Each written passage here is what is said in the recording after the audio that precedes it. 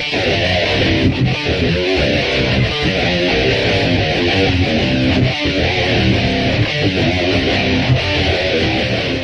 welcome to another episode, once again, of the Rebel Radio Podcast. And I don't mean that to sound like, once again, it's like it's a bad thing. It's just we just keep on trucking along, man. It feels like this week went by pretty quick. I guess that's why it feels like we just recorded. And here we are again, recording another podcast. That's right. All right. The RebelRadioPodcast.com for all your Rebel Radio needs. What are we on? Like 461 or something like that? 62, somewhere around there. As we approach the fall season, Matt's birthday movie next week, and a bunch of Halloween horrors coming up, and a bunch of other fun stuff. So good times at the Rebel Radio Podcast. Long in mind's favorite month, Halloween horrors. And I say that with a lot of sarcasm. 461.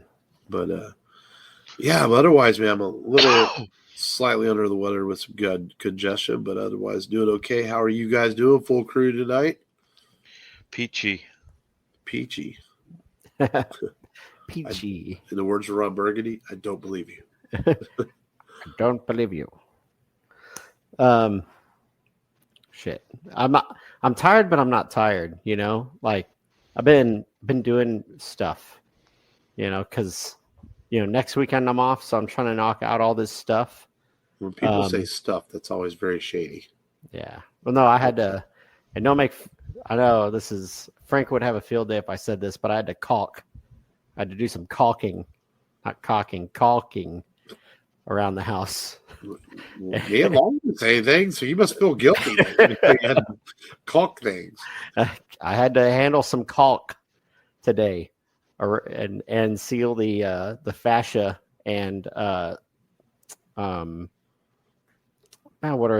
basically the fascia boards around the house, and it's something I put off for a long time.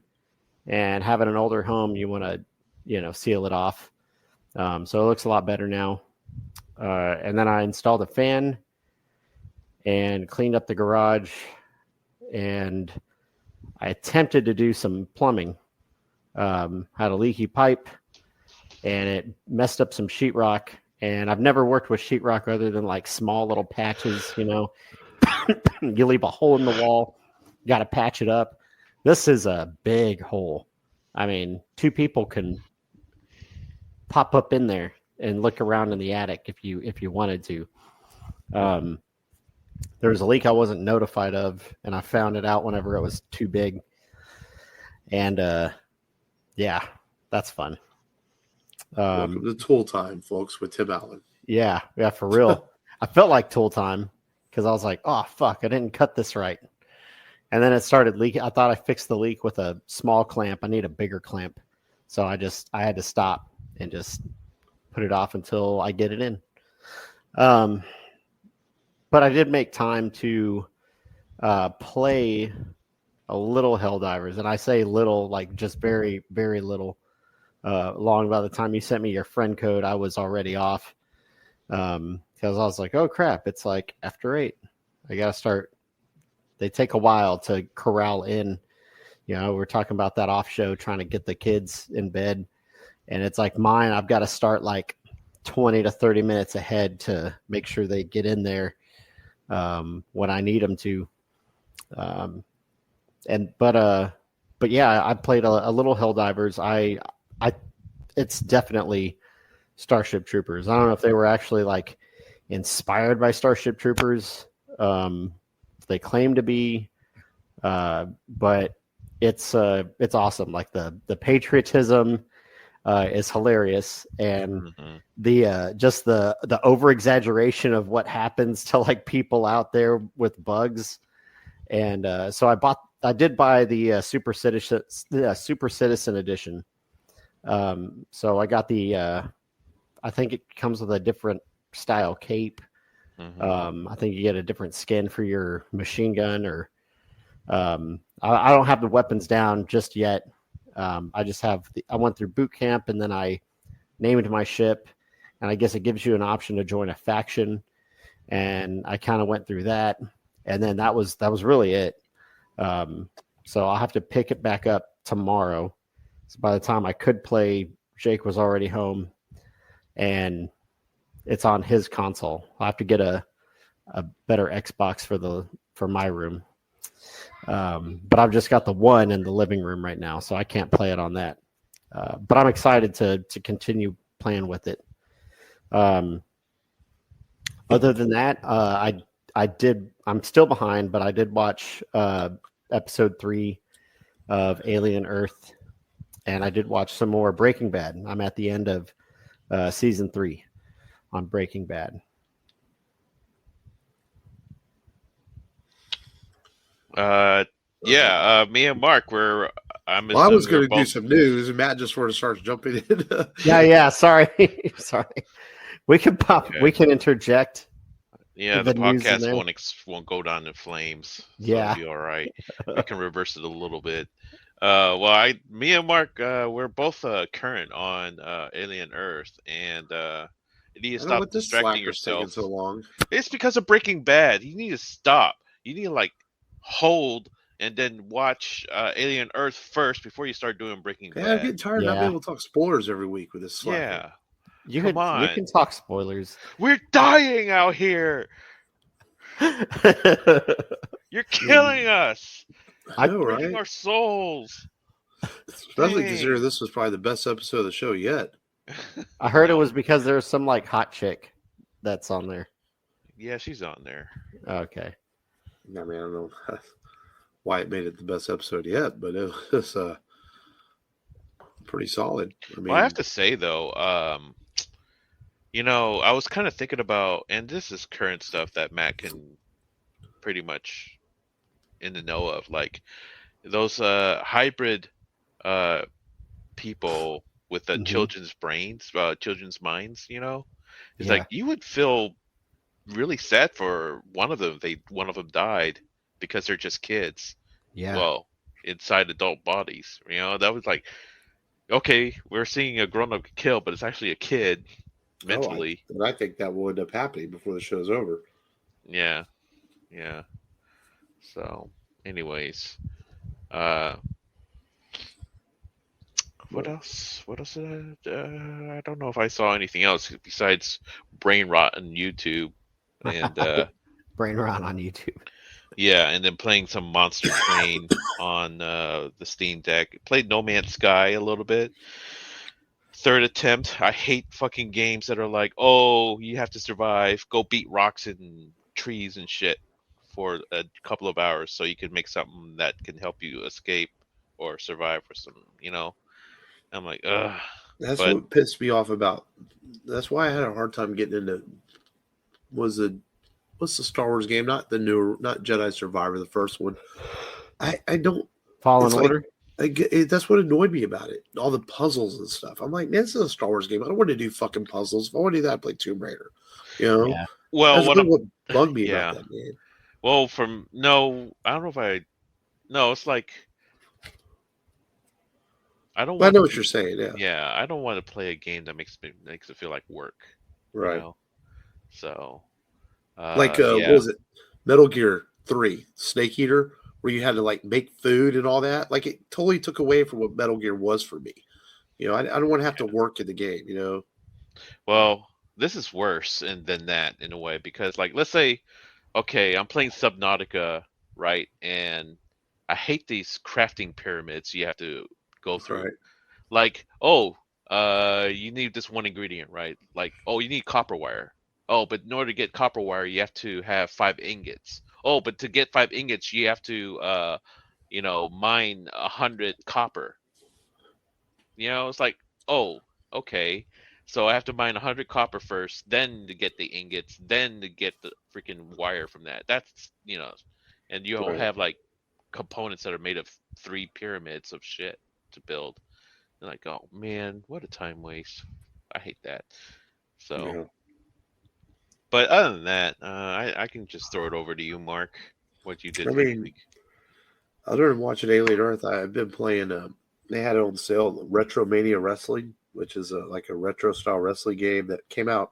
It's funny, it came out in 2018 or 19, and it's actually getting a DLC next month, almost 5 years after it came out. and it's got like the Blue Meanie from ECW, Tommy Dreamer in the game. It's very much like if you remember the old WrestleFest or WWE Superstars arcade games. It's a lot like that. It's got Matt Cardona and Brian Myers for the Major Wrestling Figure podcast in the game, and I've been playing that. It's a lot of fun, and it's kind of crazy. The DLC's got Macho Man in it. It's pretty wild for any game to have a DLC almost 5 years after it comes out. And so I've been playing that, and me and the boys have been having fun with that. And otherwise, just watched Alien Earth, and man, I think it was probably one of the best, maybe the best episode so far. It's like a mini movie in itself. It's a self-contained episode that explains some things that happened earlier in the show. I don't want to say too much. Matt's still slacking. But a really well done episode, a lot of intensity, a lot of questions answered. Another great choice of song to end the episode from 90s rock tracks. It's more Nightmare Fuel shit in it. Let me tell you, man, you're going to start checking your water cups after you watch this episode. Yeah. And good Lord, that eyeball thing with the octopus legs. It's like, this is kind of non-spoiler. Like, it seems like it's somewhat like not a completely evil monster, but yet it is evil. Do you get that too long? Like, yeah. It tries to save her at one point, the one girl, but Yeah. yet it still takes over the other guy. Yeah. So it's like, it's weird. But man, this show has been having just some bad dream type shit in it, man. But it's been really good so far. I mean, I really like. Did you like the episode a lot too long? I thought it was really good. Yeah. I really liked the basically revealing what happened to the crew, of the what's it called again? The Maginot. Maginot, yeah. Yeah, and it's a mini movie, as you said, in the text, and gives you a lot of context to the cyborg's story. Mm-hmm. Yeah, really good stuff, man. And I really kind of hope the last 3 episodes are just an all-out hunt for the Xenomorphs. Mm-hmm. I think that would be cool. Let's just go all out with these last 3 episodes, and so no word. I haven't seen anything when it's been, with streaming though, they don't always pick up a second season during the show because sometimes they'll wait to see like what all the numbers are because people don't always watch them right away. But I certainly hope we get more of this. I said the premiere made 9.2 million. Yeah, I know it's been doing well. I think it hit at the absolute right time. It came out in August when there's not a whole lot at the movie theaters, not a whole lot on TV. You're kind of in between people waiting for football to start. And so I think it was the right time for it. And it comes on Tuesday night, so you're not competing with Monday Night Football or anything like that. And I think it was and it's a super popular franchise with a familiar name. And word of mouth is good too for it. So it's a really well done show. And, so I think it's going to continue to do well. Yeah, for sure. Matt, is it kind of slow for you as far as the interest level? Episode 2 is probably the fastest one so far out of the 3 I've watched. 3's got some more information. Wait, it looks you're 2 episodes behind? Yeah, he is. I thought it was on episode 4. No, 5, dude. It's on 5? Mm-hmm. Could have sworn Hulu only showed 4. That's why I was crashing out earlier. Oh. You still use Hulu? Not YouTube. But it's all on Hulu. Disney Plus Sorry. now. Hulu or Disney Plus. Yeah, I know. But I don't even use my Hulu app since it's all tied in with Disney now. Yeah.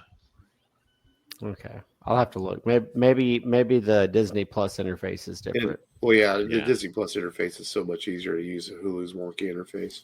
And I had to multitask to watch episode 3 too because I was playing Helldivers while I was watching it. Long we need to slap this dude. I'll slap him. I'll get caught up tomorrow morning. Got a couple hours. So, Man of Tomorrow is the name of the Superman sequel coming out in 2027. James Gunn's going to come back and direct. Well, I mean, he's saying Superman sequel, but imagine would have more people in it. So what is this timeline for the DCU? So we have Supergirl and Clayface next year, and then 2027 is going to be Superman and Batman. I'm guessing. But I know 2027 is going to be a stacked year for movies, right? Because you also have Matt Reeves as Batman that year. Mm-hmm. Avengers: Secret Wars, the new Godzilla movie. Yeah. Just, the Spider-Verse movie. Yeah, Spider-Verse. Mm-hmm. But I don't know. I saw some set pics of the Clayface movie, and I'm kind of like, yeah, I don't know. We'll see. Villain movies are always, we've talked about before. Well, do they work on their own? That's a curious choice for a DCU movie to make a Clayface movie this early on in your new universe.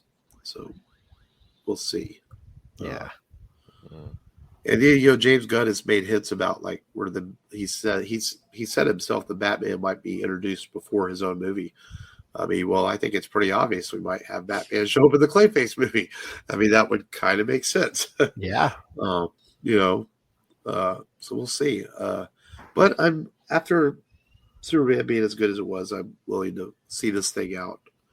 And we still have the Lanterns TV show coming early next year, or sometime next year as well. So, and whatever else he has planned, it's hard to keep track of it because he kind of said that they weren't going to announce a whole bunch of projects early, then not have them ready like MCU did. That they're going to announce these as they go. So they said they have a plan, but they're not going to over announce. I guess we have to wait and see as to what comes out. So they released. Oh, go ahead, Lauren. Oh no, yeah, no script, no movie. Basically, that's right. What he said. Yeah, which I think might not be the worst thing. You hear about the issues going on with Doomsday. So we got a new trailer came out today for Tron Aeres. I was already sold on this movie as it was, but the new trailer is pretty swell, I would say. I haven't seen it yet. Yeah, and it's just. Looks good, man. I mean, it's nice. It's coming out in October, which is usually a month where not much is happening. So hopefully it plays well to audiences. And I don't know, man. I might be tempted to see it in 3D just because all the colors and stuff in it. It looks kind of cool. Yeah, be a cool movie to watch. 3D. Yeah, man.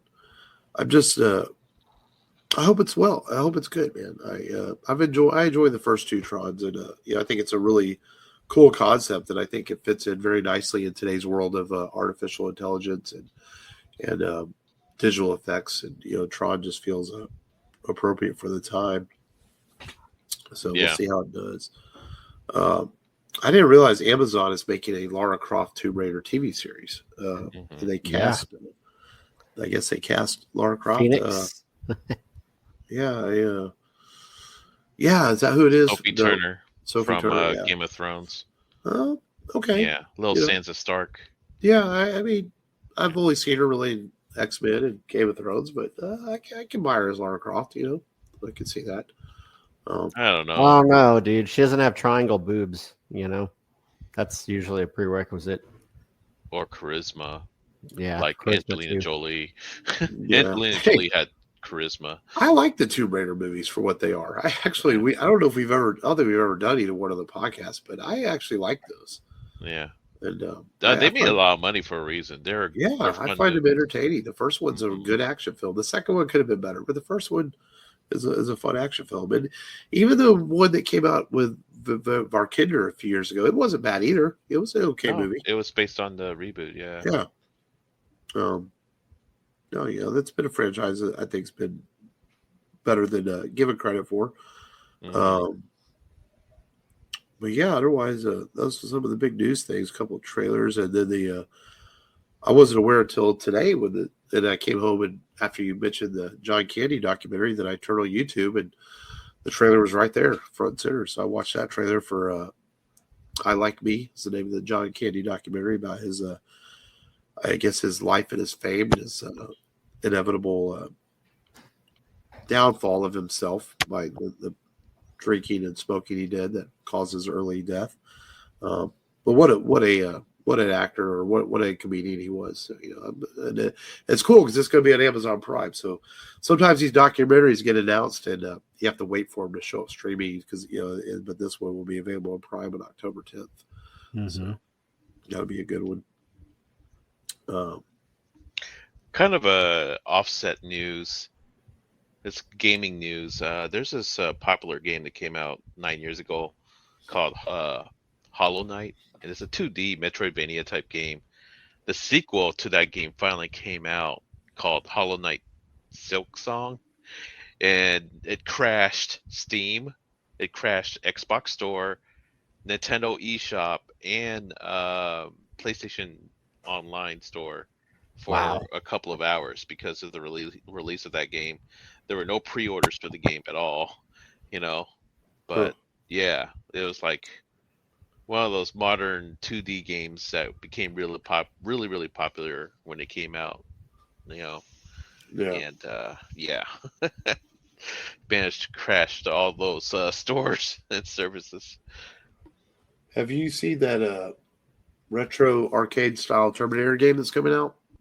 I might have caught some hints and glimpses about it. Very bad seeing it. It's like a side-scrolling arcade style Terminator It's for game. Judgment Day style, right? Well, it's based on Terminator 2, yeah. Yeah. And that looks pretty cool. Because I had heard that they were re-releasing the Terminator arcade game, and then it turned out that it's that's coming out. It's like a completely new game. So I'm wondering maybe it's like a hidden feature of the original Terminator arcade game will be part of it or something. But I came across it the other day and watched the trailer, and I was like, oh, this looks pretty cool. You get to play as different characters from Terminator 2. I don't think I'd pay like $30 or something, but wait till it went on sale and $10 and maybe grab it. It's a very popular thing right now. Like there's a new Marvel game coming out too, that's in the style of like the X-Men and Ninja Turtles arcade games, and it's all Marvel characters. And there's going to be like now it's like $49.99, like a full price game, but there's like over 150 Marvel characters you'll be able to use in the game. Damn. Yeah, and it's I can't remember the name of it, but it's pretty cool. Like retro is in. It's very nostalgia is very popular right now. Good. So almost a going back for a fresh take for the today's gamer, the Gen Z gamer. Well, like I was just saying, I've been playing that Retromania wrestling. It's very much right out of the early '90s arcades, and it's a lot of fun to play. And so that's the thing. I mean, in our generation is the ones that are buying these games because we grew up with them and we want a piece of that nostalgia. And even though sometimes we realize, like, man, these games kind of sucked, but they're also kind of fun, and they're hard as shit too, man. Some of those games, they really are. You think, man, we pump quarters into those games, and now you can just get them play them for free on your system. Wasting like $20 and you don't even win. I can imagine how many quarters I pumped into Ninja Turtles or X-Men, the arcade game. Yeah. A unicorn game for me in the arcade was Alien vs. Predator, made by Capcom. That is such a hard game to find in Houston. I remember that, Yeah. I've seen it only in Vegas. I looked all over for it in Astroworld and all their arcades, and they didn't even have it. Yeah, it shows up on. I've seen it on emulator sites and stuff. I know emulators aren't the same, but but to find a playable real copy of it, I'm with you. You would think there's such a market there that these studios that own these games and stuff would just be able to get this stuff out there to people, But there's so much. Like the Captain America, the Avengers arcade game. That's a hard one to find. It was a fun one, though. The Spider-Man arcade game, not an easy one to find. Oh, yeah. But it's good stuff. And what's funny is a lot of it stems to music rights. It's just as silly as it sounds. It's not the rights of Spider-Man, or it's the rights of the artists who made the electronic music for those games and getting the rights to them. That's where I was reading that's what causes the problems. Wow, really? That's insane. And but hey, it is what it is. All right, well, let's get into today's featured film, man. A movie that, man, rewatching this week, I like it, man, but it's very very 80s in a lot of ways. And not Yeah. 80s in the way that like Ferris Bueller or a what's the director that made all those movies? Chris Columbus and Oh yeah, Chris Columbus. the other director who made like 16 Candles. Not in that kind of 80s way, just the way the vibe of this film is made. John Hughes. It's John Hughes. Yeah. It's very, first off, it runs like 89 minutes and it moves at like a brisk pace. So much that it asks its audience to like, okay, don't ask us to explain it, just go with it. Basically, is how this movie does it. Yep. And that is Jean Claude Van Damme's martial arts. No, I'll give Did it credit where Jean? Jean Claude Jean Claude. Jean Claude. And I'll give it credit due, and I'll say martial arts classic because I think it has earned its right as a classic. And that summarize this movie, man. Without taking 90 minutes. The movie's only 90 minutes. Yeah. So take we talk about we did Die Hard last week. Die Hard has a lot of clones. Enter the Dragon has a lot of clones. I feel like this is one of them. It's based on a quote unquote true story of John Dukes, where he enters a current tournament called the Kumite, where fighters around the world. Some people that in this movie play fighters. They can't really fight. Some of them they meet together for Revenge of the Nerds. Yeah, and Forrest Whitaker, who doesn't fight, but he's a cop. And they meet together to fight. Now, Dukes, he is an Air Force. He is a member of the U.S. Air Force, and they're trying to get him to come back. They're like, you can't fight in the Kumite. You got to come back, but he doesn't want to, so he's running around. He's going to fight the guy that killed his basically almost like an adoptive brother. He trained martial arts with his family, and he's going to fight in their honor because he did an 80s training montage with his dead friend's dad in the backyard where they tied him to ropes and stretched him out. But he's Jean Claude Van Damme, so he can just split his legs and his nuts don't rip in half, I guess. But he wins against the great Bolo, who was from Enter the Dragon. He has about the same amount of lines from Enter the Dragon. Bolo Young, the buffest Asian ever, dude. Fucking swole Asian dude. Dude, I'm admittedly intimidated when he shakes his tits. I'm like, yes. Oh my God, this dude's gonna kill someone. Yeah, it almost knocked me out. I had to dodge watching the movie. Oh, trying to get me. Bolo's trying to get me. And they have the dragon though, real briefly though, isn't he? It's been yeah, he's the bodyguard. Yeah, that's right. He fights Saxon, and Saxon beats him. Yeah, which is an odd. I don't know, kind of an odd thing because I remember watching Enter the Dragon. It's like, how come Bolo never fought Bruce? That sucks. Bruce wanted to, and then Saxon's like, no, look, let the white man do it. Where we have the guy that they have to tilt the angle of the camera so that the kicks look better. And right. Bruce could just do all of them.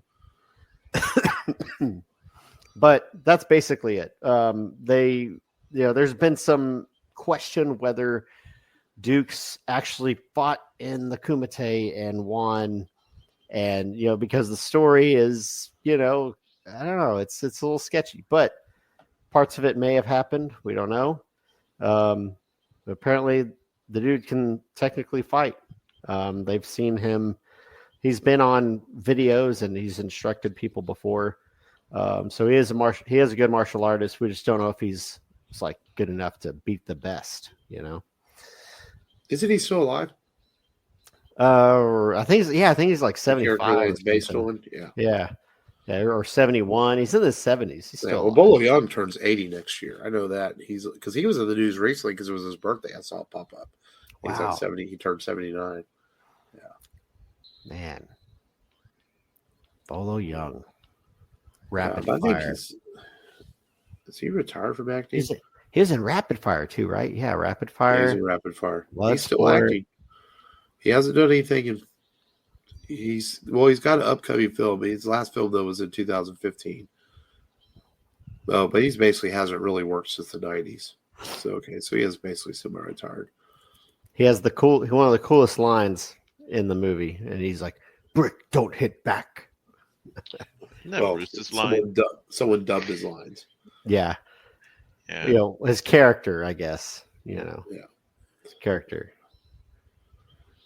Your soul is mine. Oh, that would Shang Tsung. That'd be a good. He would make a badass Shang Tsung. He'd make a badass anything. He would destroy people. Yeah, dude. Van Damme's first movie. Yeah. And the studio was concerned with his English, but Van Damme worked very hard to get his English down to pat, and he does a good job at it, because he didn't want them dubbing him over, because they talked about it at one point. Canon Films, man.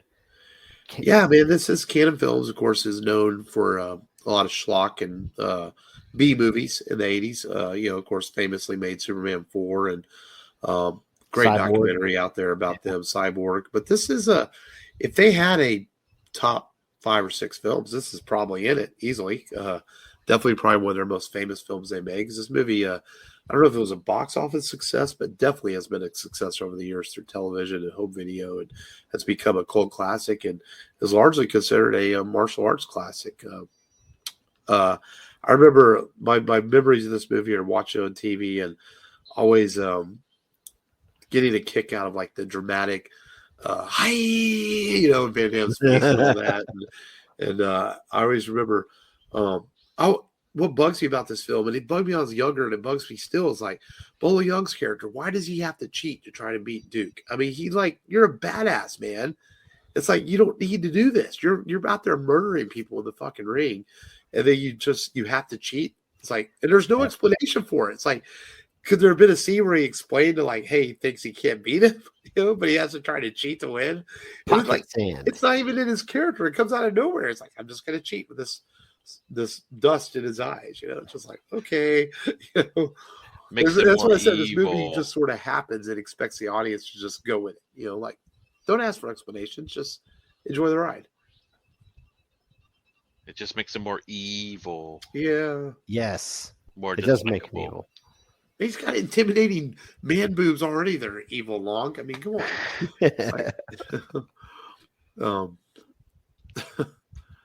And then and the whole way this movie starts out, like we were talking, is he has his adopted like brother, and he dies, and he wants to get revenge for him. And that whole opening, it just sort of happens very quickly. Like in the first 10 minutes of the film, like there's no character development. You're just like, oh, he died. And then it goes into this, like you said, this 80s style training montage, and where his uncle, right? Tells him like, you're not really a family member, so you can't do this. And he's like, but I can do it. And he's like, okay, prove it to me. And next thing you know, he's proving it to him. It's just like, again, just sort of happens. The Asian man's like, oh, you did prove it to me. Yeah. And, okay. And so he goes to fight, and he's in the Air Force. So he basically runs from the Air Force to go fight, and which is, of course, illegal. By escaping the bathroom somehow when he gets out of the shower, and he runs away to fight in this tournament. And it's like, again, how does he even get out of the country? But it's a movie, right? How does he do this? Don't ask. Stop asking. Exactly. This is Canon Films, damn it. All right. Exactly. Forrest Whitaker, the old white cop, they follow him to Japan or whatever, and where they have no jurisdiction at all, but yet they're walking around looking for this guy, and like in the Japanese police are like, oh yeah, we'll help you find him, and like they don't even ask questions, like Meanwhile, they're trying to pretend like this tournament doesn't exist, but yet everyone knows it exists. It's like it's the most secretive, not secretive tournament ever, because everyone knows about it. Fight Club. Yeah. And then you have the lady reporter who's just there for eye candy, and so Van Damme can bang. That's really the only reason she's in the movie. Otherwise, there's no point to her character. Yeah. Yeah. They paid Van Damme $25,000 for this film. That's it. And it was a 3-film deal. and he had to do each film for $25,000. When this film made it to the U.S., and he was a household name. It did very well whenever it hit the U.S. Did well overseas before it came to the U.S. And it's crazy that he still had to do other films for $25,000 each. Wow. Yeah, it made $12 million on a $1 million budget, so that's a massive hit. Yeah. Yeah. And then Lord knows what it did on home video and everything else, because this thing aired on TV, HBO, everything all the time. I mean, you could not maybe turn on your TV sometimes without seeing Bloodsport on. Came on all the time, man. Yeah. And it's also interesting too, like, me, that's a canon film, that it can't decide between being a PG-13 film and an R-rated film, and it definitely is R-rated, but like the R-rated scenes just sort of happen very quickly. Like, it's just kind of a normal PG-13 movie, and all of a sudden the guy's bone is sticking out of the leg. You're like, oh, yeah, okay. Yeah, does that make sense when I say that? Like, the violence just Yeah. sort of happens, and it's like, yeah. we All of just a had to have a sudden- reason to spend some makeup effects right here, you know? And I wonder if the movie would even get an R rating without that bone scene, you know, because the rest of it's really pretty tame by today's standards. And this was around the time the PG-13 rating was created, so they could have been PG-13. Well, no, that was 87, right? The PG-13 came out, so this is a year before the PG-13 rating came out. Because I think if this came out today, it's probably a PG-13 film, not an R-rated film, because it's not a really violent. There's no sex in it, really. Well, you do, Matt. You get to see Van Damme's butt in this. I know you were excited for that, you know. Yep. But even that, We've by today's standards, it's almost PG-13. we almost have the infinity gauntlet of asses. So we've got, I think, we've definitely seen Stallone's. I don't know this answer. He's asking us. I think maybe in Yeah. 4, or is that 5 when he's in the shower? So we've got to watch Rocky 5 so we can see Stallone's butt. But we've seen Swayze's butt and Jean Claude Van Damme's butt. We've got to see Red Heat so we can see Schwarzenegger's butt. But I don't know what movie we can see Bruce Willis's butt. So I guess that's the other one. Color of Night. You get to see his Color of Night. Well, Pulp Fiction, technically. Oh yeah, Pulp Fiction. Oh yeah, In Pulp the Fiction. bathroom where you almost get to see his Willie, too. You're like, dude, stop. Yeah, you get to see his Willis, Bruce's Willis. Only Matt would know these answers to these questions. Yes, Red Heat, the next one, the great cop movie, Matt would make a website, 80s ass. 80s ass. Yeah, where we visit different action movies with action stars who show their butt cheeks. Yeah, one thing I do think, though, is canon films,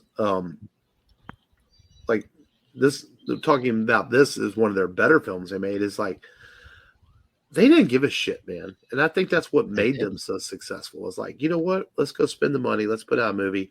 If it's entertaining just enough, people are going to watch it. And that's exactly what they did, man.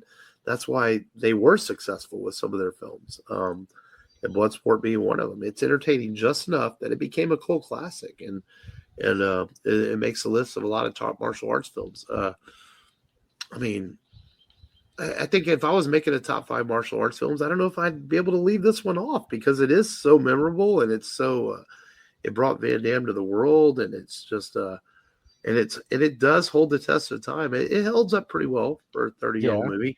You know, I was entertained watching it this week, and I think it's pretty solid. I mean, you just have to suspend your belief for a little bit and enjoy 90 minutes of silly martial arts fun. You know, and. Yeah, I was speaking of Van Damme's career, I mean, there was the other white kung fu master of that era was Steven Seagal, you know. Yeah. And I'm kind of sad as of now, knowing that freaking Steven Seagal has turned out more movies than Van Damme has, you know. Considering, like, he's just standing there gaining weight and making money off these weird B movies funded by the mafia, you know, with Steven Seagal. But, you know, Van Damme what's he doing now, you know? Is he just enjoying retirement or what? So, who knows? Last thing I remember him in, he was in The Expendables 2 Yeah. as the bad guy. Yeah. Van Damme? No, yeah, Yeah. Expendables 2, yeah, is the main villain. No, yeah, no. Yeah. that might be But, the best Expendables movie. I was quite happy to see Van Damme in that instead of Steven Seagal. You know, Yeah, I know Seagal was in talks as being in that movie, but I guess when he found out Van Damme was going to be in it too, he was like, "Nah, I'm chickening out. I don't want to fight him." You his know, last movie was a movie called The Gardener in 2025. Kill 'Em All 2 in 2024. oh, He did some motion capture work for Mortal Kombat 1, playing Johnny Cage. He was a voice in Minions: The Rise of Gru. He was in the Hitman 2 movie. okay, So he's been doing some stuff. yeah, I know he tried to remake this movie basically, and he made The Quest. Oh, that And movie was terrible. it's horrible. Was it? Dude. Basically, travels to another country to fight other people, and the fights. I think that martial arts is better, but there's like nothing around it. I remember the story just not being very good. Forget. I don't know if that's a canon film or not. I don't think so. Some other studio must have funded that one.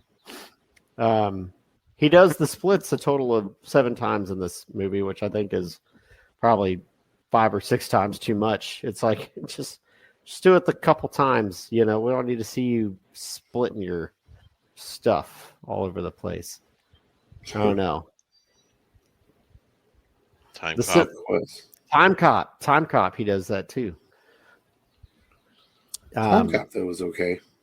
Yeah, I thought Time Cop was Jean Claude Van Damme's best movie until I saw Hard Target, and then I was like, man, I think Hard Target might be his. Hard Target. I think I would put Hard Target than Universal Soldier. Yeah, Universal Soldier was good. Over Time Cop. Yeah. Wasn't there one when he played a twin of himself? Oh, Double Impact. Double Impact. I just remember the scene where he bangs a girl with the big tits on the boat. Oh, Yeah. then wasn't he also in the movie with Natasha Henstridge? Double Impact. I don't know. I think he was in the movie with Natasha Henstridge as well. I'm sure. I mean, Yeah. Natasha he's had a good career. As long as you don't name the Street Fighter movies his best movie. But yeah, I mean, you know, but I would think that he's made a few Universal Soldier movies. They tried to reboot that a few times. I'm looking at his IMDb page right now, looking at stuff. Oh, Natasha Henstridge is a girl from Species. Yeah. Yeah. Maximum Risk. Yeah, that's the one. That's it. Where he's in it Yeah. with her. Yep. I kind of remember that because I remember watching that because that was a Ringo Lamb movie. It was when Ringo Lamb came over. He tried to follow, you know, when John Woo came over and Ringo Lamb came over and made American Film also back in the 90s. I remember that. Sudden Death. That's got to be a top 5 Van Damme movie. I think You know? so. I like it. Yeah. Hard Target. Wasn't there one called Universal Lionheart? There's Lionheart Yeah, and Kickboxer. Lionheart. Kickboxer is the one where he does that weird, awkward dance, and he's like, Yeah. ooh, ooh. Yeah, I think Bloodsport, Universal Soldier, Hard Target, Time Cop, and Sudden Death. It's about his top 4. Yeah. There's a few of these I don't maybe, and then like I said, I guess you could throw Expendables 2 in there, but it's such an ensemble film. I was thinking more movies where he's the star, you know. Yeah. Yeah. But he's one of those guys that, man, he's had a career. People will remember him. I mean, you know, he's never had that huge, you know, Arnold Schwarzenegger, Bruce Willis type action role, big hit. But I mean, people know who he is, and I think Bloodsport's a movie. A lot of people blurt out, "Oh yeah, he was in that movie Blood something or whatever." That's what they're going to say for Van Damme. You know. Always. He'll always It be is. known for Bloodsport. Yeah, I mean, it's an extremely entertaining film, man. I like I said, I rewatched it this week, and it was like going back and watching back when it came out. It moves at a very quick pace. Like I said, 90 minutes. And kudos to Canon Films for honestly just not giving a fuck, man. Back in the 80s, making these movies like this, just put them out there. And it's funny because you still have studios that do this kind of stuff. You know, they show up on the Sci-Fi Channel or these Netflix movies that you never heard of and stuff. But it's just now they get lost in the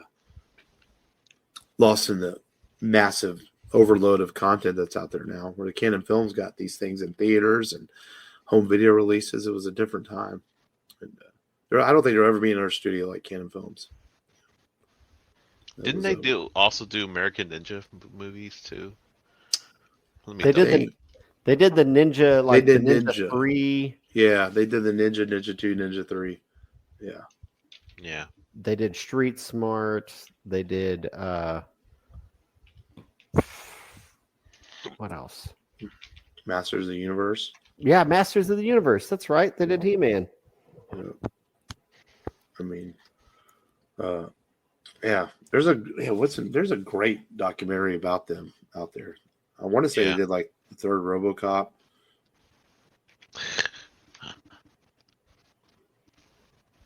The third RoboCop. Electric Boogaloo. The wild, untold story of Canon Films. Yeah. Which doesn't look like it's streaming anywhere right now, but I've seen that. It was really good. Yeah. Yeah. Yeah. Did they do Highlander? Not the original. No.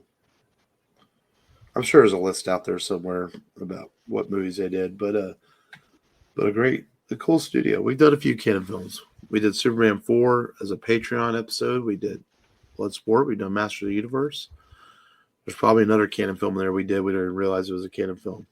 I mean, done 400 something movies. I'm sure we've done a few. But hey, they did something right. They made some movies that people are still talking about several years later.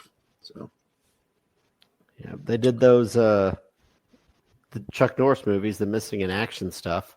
Right. So those weren't bad. And it's crazy. They were the masters of making films with like this movie is $1.5 million and it had location shooting and stuff like that in it. And they knew how to take budgets and stretch them and make the most of them. Sometimes it worked in like Bloodsport. Sometimes it doesn't work, like in Superman 4, where the special effects look like they were done on a Macintosh computer in the 1980s. You know? Yeah. So they were willing to try different things for their movies and see what worked and what didn't. But they would set a budget for the film and they would not go over. They would tell that director, "You have to make this movie for $2 million." And they'd figure it out. You know, it's wild how they operated. And couldn't do that now. I don't think a studio like this could even do that kind of thing now and be successful at it anyway. But then you have Godzilla -1 made for $12 to $15 million in a incredible film. So you never know. Yeah. You know, but $12 to $15 million is still a lot because for it's not a super high budget by any means, but it's still a good amount of money. You can still make something happen. Right. You know, when you put it in perspective, like Equilibrium, which is a really good science fiction movie, and it was a $20 million movie, and it doesn't even look as good as -1 does or something, so it's just incredible how it all depends on the artist you have, the know-how and the crew and what you get the most out of your money. And Canon Films was very good at getting the most out of their money most of the time. So. Most of the time. And they were known for reusing a lot of costumes and stuff. Like a lot of the cyborg costumes were reused costumes for Masters of the Universe and set pieces, things like that. So they were known for get the most out of your money. Like I said, pretty cool though. But Bloodsport, man, I think it's definitely a cult classic. I think you have to give this a solid B. It's a B movie, and it lives by its name of being a B movie, just a cheesy action flick. But a good time for 90 minutes. B for Bloodsport. There you go. Yeah, I'll give it a B. Yeah, it was very entertaining when I watched it back in the day. I've only seen it once too, but okay. But I always got this movie mixed up with Kickboxer because both had like evil Asian villains. Mm-hmm. They're similar. Yeah, very similar. Yeah. And And this is a movie too. You only have. It's memorable enough that you can watch this once and you generally remember it because it sticks with you. So, and I think that's a good sign of a good movie. And the Delta Force canon. Yeah, films. they made that too. We did that movie. Yeah. So we have done some canon films. All right. Well, next week we get to celebrate Matt, and every year when Matt's birthday pick comes around, it's always interesting. Usually results with me and Long groaning sometimes, and me also having to Sometimes put my foot down like a child and say, "No, Matt, we're not fucking doing that movie." But and this is a movie that I have avoided for 460 episodes and said, "No, I'm not doing one of the Fast and the Furious movies." But I gave in this year. I said, "Fine, let me get it out of your system. We'll do fucking the Fast and the Furious." And dang, I made it a personal rule never to watch this film. I made it a personal rule not to watch it. I think they're easily available. They're on Peacock or Max. They're on one of the streamers. It's on Amazon Prime. Or Amazon. It was on one of them. Mainly because when this movie came out, I was like, God, all the stupid, street racing themes started coming out. Need for Speed was really kicking into the whole import custom thing, and yeah, I was like, oh man, it's making young people stupid. I refuse to watch this, and I haven't. So, and to Matt's credit, it's not a terrible movie. I mean, hell, it did something right. It spawned a franchise. There's 10 other films in it, so I mean, it's it's still Universal's #1 franchise. Which is maybe their only #1 franchise. Yeah, I was gonna say. I mean, other than Jurassic Park? I mean, and then the monster movies back in the 30s, but that was which is so funny. They're still trying to revive. They're trying to make that a thing. Yeah. So the Fast and the Furious is Matt's birthday pick, and why could you pick Showgirls, man? At least we could have seen something. Showgirls. I mean. I did offer Red Heat. There is the bathhouse scene. That's such a terrible fucking Schwarzenegger movie, though. Yeah, it's arguably one of his worst films. Definitely, it's fake Russian. It's not even I wouldn't even call it a fake Russian accent because he doesn't even try. It's but he anyway, definitely doesn't try. So Fast and the Furious next week for Matt's birthday pick, and I think we'll do some fun stuff next week. We haven't done a top 5 in a while. I've been throwing some ideas around for a fun top 5 for your birthday week, so I'll let you guys know. But until then, the rebelradiopodcast.com for all your Rebel Radio needs. And thanks for listening as always. This has been Mark. This has been Matt. This is Long. Until next week, just go there and do it.